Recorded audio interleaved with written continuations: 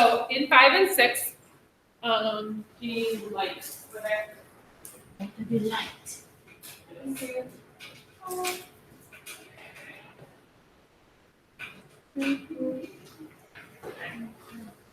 right.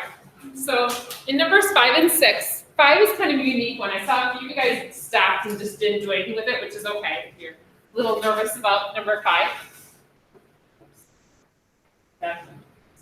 Okay, so in this case, the whole thing is being divided by 6. I would not suggest dividing that by 6 and working with fractions. I prefer, as even though a math teacher likes fractions or doesn't mind them, I would choose not to work with fractions if I don't have to. Does anyone know what another way to do this problem is to not have to work with fractions here? Yeah. Multiply both sides by 6. Yeah, start off by getting rid of that by multiplying each side by 6. So you can kind of simplify this quite a bit by multiplying each side by 6. Now, if I do that, one of the things you don't have to do is you don't have to distribute the 6 in. The 6 can just be canceled with that 6. Divide by 6 and multiply by 6 are the same thing, so we can just get rid of that. And this is going to look a whole lot better. This is going to be a negative 66 over here. And then this is going to be 2w minus 8. So this is the exact same equation written a lot more simply.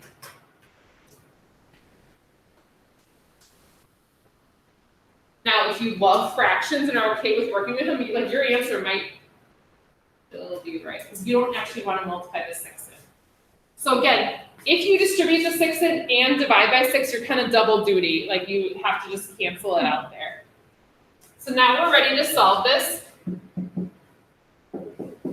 Now, if you were some sort of fraction expert and you were able to do this with fractions, that's perfectly fine. I just think this is a lot easier because I haven't even grabbed a calculator yet, and it's definitely doable without one. So I get a negative 58 equals 2w, so then I can just divide by 2.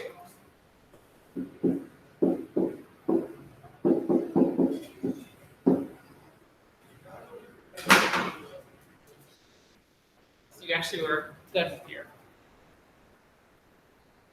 fractions. Any questions there at all? Now in number 6, again, the fractions don't need to be scary because that's just a half. Anytime I see a half in a problem, not really worried because, especially in this case, because those are nice even numbers. So we're going to distribute the half in.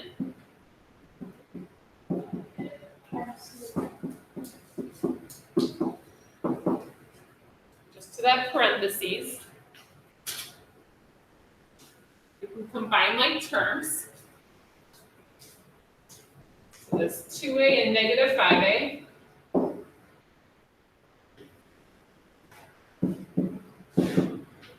This is 2 minus 5 is a negative 3a. This is a negative 6. And again, don't freak out because you're going to end up, like sometimes I start looking ahead and I'm like, oh, this could be wrong. I don't have a nice whole number answer. That doesn't mean that you're wrong, especially in Algebra 2. A lot of things end up being decimals.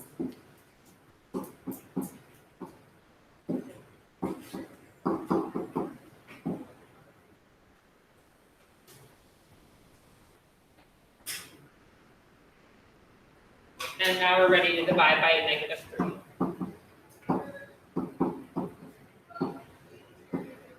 So a negative 16 thirds, or that's going to be a negative 5.3 repeating. Is that right? Yep.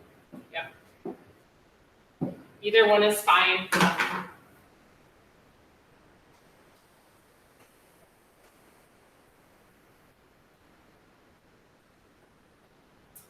Questions there at all?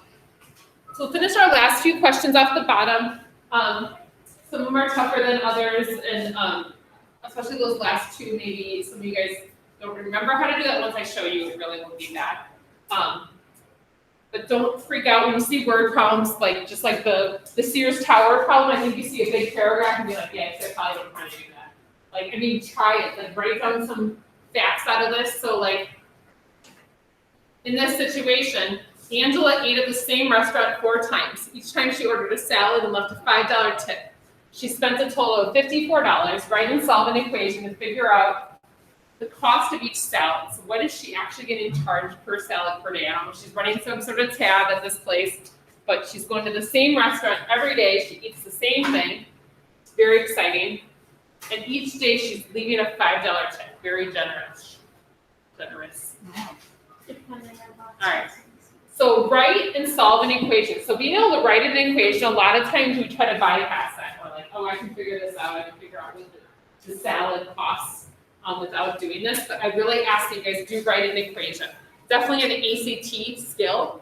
ACT loves to make you write an equation about problems similar to this. So any thoughts on how to start setting this up? What do you know? Yep. She ate at our restaurant 4 times. We should obviously have something in parentheses, most likely 4. Very good. So since she ate at the restaurant 4 times, he said, put something in parentheses, multiply by 4. We'll talk about what needs to be in those parentheses. I like the idea with the parentheses because of the fact that each time she did the same thing. She ate salad and she gave a tip. So do we know what the salad costs? Not yet. So I'm going to call that X or S or whatever I'm going to call it X. But then each time she also left that $5 tip. So we have to add that in each time. So either you can add in $20 for the 4 times, or you can just distribute it in. I saw some of you guys write it a little bit differently, but you're making sure that each time we add that $5 on. And the total was $54. So some form of this equation, if you had 4x plus 20 equals 54, perfectly fine. And that's what we get when we distribute.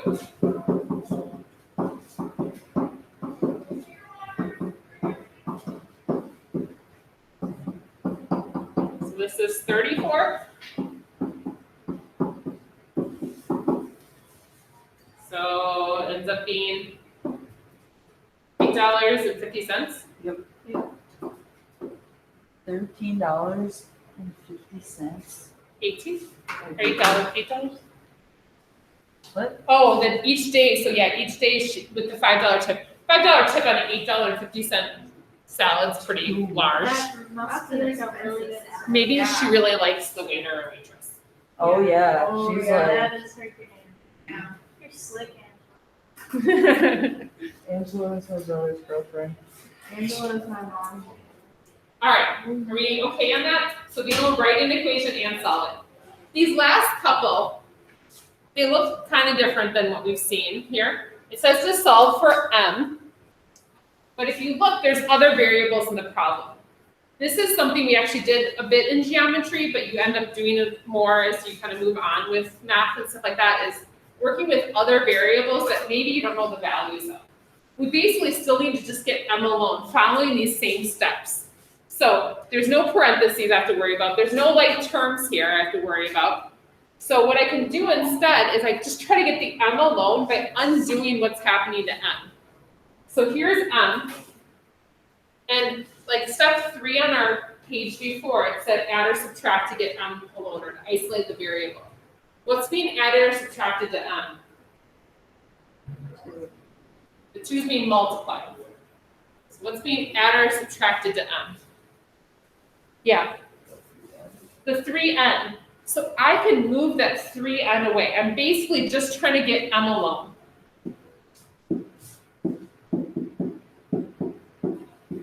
And typically you're going to try and add or subtract first and then multiply or divide.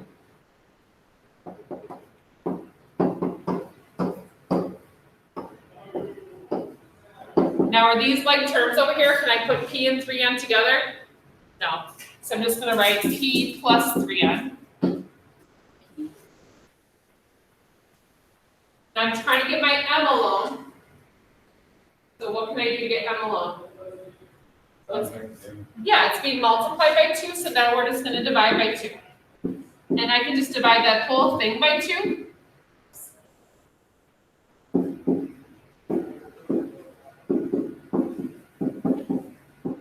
You can leave it this way, because those will just be fractions. Now, if you like the fractions and want to call that 1/2 p and 3/2 n, that's fine. this is also perfectly fine. It's kind of a messy way to leave it, but if you were working with things where you know the P and N and you're trying to find M over and over again, it's kind of nice to have that equation solved that way.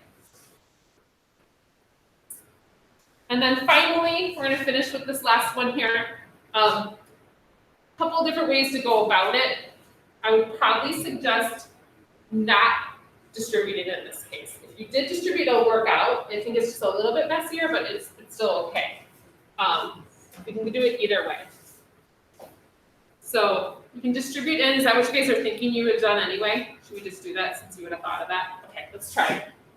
Again, we're trying to get M alone. I guess this doesn't really matter now that I look at it. So we're trying to get M alone. Now it just becomes a problem like the other one. So what am I going to move to get M alone? 3C.